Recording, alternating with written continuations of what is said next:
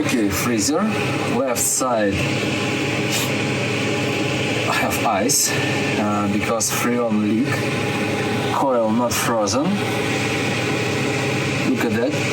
Freon.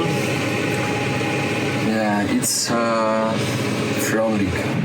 Всем привет, друзья! Вы на канале Михайлов Олег Стартап. Сейчас был холодильник. У этого холодильника был Freon leak. Вы видели своими глазами, да, как это все выглядит. Левая сторона замерзла. Там появился лед.